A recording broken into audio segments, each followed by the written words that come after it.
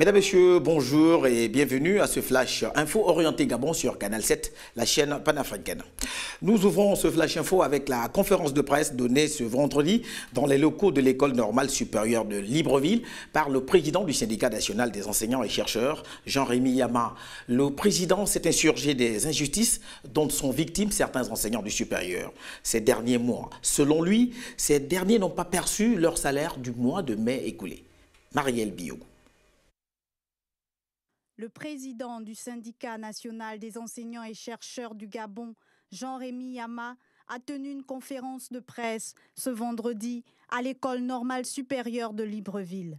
Cette conférence s'est articulée autour de la dénonciation par le responsable syndical de la suspension de salaire dont sont frappés les enseignants de cet établissement supérieur et une trentaine d'enseignants de l'université Omar Bongo. Pour ce dernier, il s'agit d'une véritable injustice. Vous coupez le salaire de quelqu'un et vous dites conformément aux lois et règlements américains. Lesquels? Qui disent qu'un ministre de la République peut décider la suspension peut-être comme mesure conservatoire. Mais couper le salaire, c'est-à-dire solde zéro. Mais, chers journalistes, c'est une décision grave pour un fonctionnaire. Le SNEC, selon son président, aurait entamé une démarche à l'endroit de la tutelle pour faire la lumière sur cette situation. Seulement, ces derniers n'auraient pas eu de réponse à leur requête. À ce qu'il semble, les services de la solde auraient reçu un courrier provenant du ministère pour suspendre les 10 salaires. C'est le 25 que vous découvrez que vous n'avez pas le salaire demain.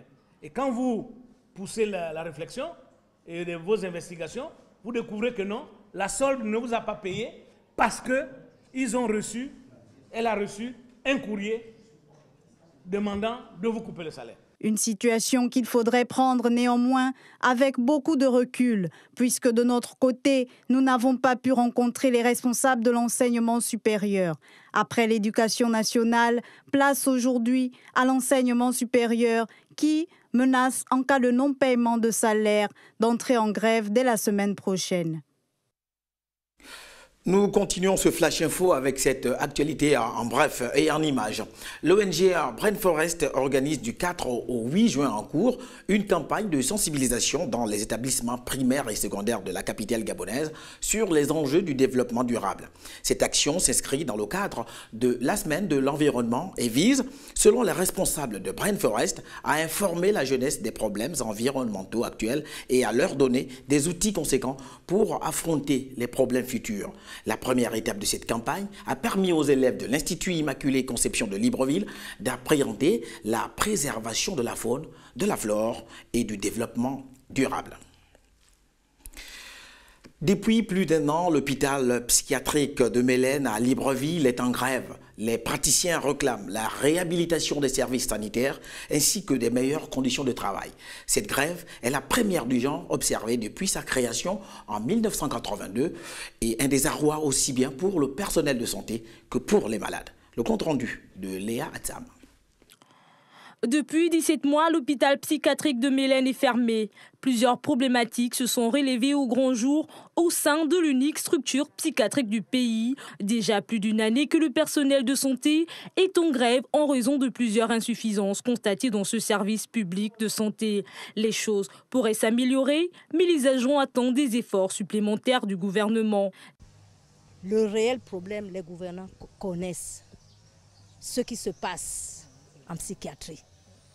Il n'y a pas de nouvelles, de choses nouvelles à vous dire. Vous le connaissez. Les gouvernants eux-mêmes ne veulent pas qu'on travaille. C'est bon. C'est bon. Nous restons assis à prendre notre argent chaque fin du mois. C'est tout. Ils ne veulent pas. Ils veulent tuer la psychiatrie. Nous les accompagnons à tuer, à enterrer la psychiatrie. Parce que nous sommes fatigués. Et ça ne coûte rien, naturellement, pour la République gabonaise de doter l'hôpital psychiatrique d'un laboratoire, je veux bien dire simplement un plateau technique. Les conséquences sont visibles dans nos rues avec l'accroissement du nombre de malades mentaux en circulation. Ces patients subissent aussi bien cette négligence des autorités sanitaires, aussi bien que les techniciens de santé. Selon une praticienne, les repas sont limités à 1 par jour au lieu de 3, exposant ainsi à une dégradation de la santé des patients. Une situation dont se plaignent, à juste titre, le personnel de santé affecté dans cet hôpital. Le malade mental, les médicaments qu'il boit n'ont rien à voir avec les médicaments que les autres prennent en médecine générale. C'est des médicaments qui font d'eux des gloutons. Donc ça creuse le ventre, ça les stabilise. Et au regard du menu qu'on leur donne, vraiment c'est inhumain. Tout ou presque est à refaire. Des bâtiments à la formation des personnels. Créé au tout début des années 1980, l'hôpital psychiatrique de Mélène est le premier espace à recevoir des malades mentaux au Gabon. Du sport pour clore ce flash d'information. En prélude aux éliminatoires de la Coupe d'Afrique des Nations 2017, le Gabon livre un match amical ce samedi 6 juin contre le Niger à Niamey. Cela dans l'objectif de mieux affûter à ses armes et de procéder à une meilleure préparation de la première journée des éliminatoires qui les opposera aux champions d'Afrique que sont les éléphants de Côte d'Ivoire. À cet effet, les Panthères du Gabon, qui étaient en regroupement à Libreville, ont pris part à une dernière séance d'entraînement avant de quitter la capitale gabonaise hier après-midi, destination Niamey au Niger. A noter que les Panthères du Gabon recevront leur homologue de Côte d'Ivoire sur leurs installations le 14 juin 2015 prochain dans le cadre de la première journée des éliminatoires de la CAN 2017, tandis que le MENA national du Niger affrontera la Namibie, vainqueur samedi de la COSAFA Cup. Voilà qui met un terme à ce Flash Info orienté Gabon sur les antennes de Canal 7, la chaîne panafricaine. Bonne suite des programmes.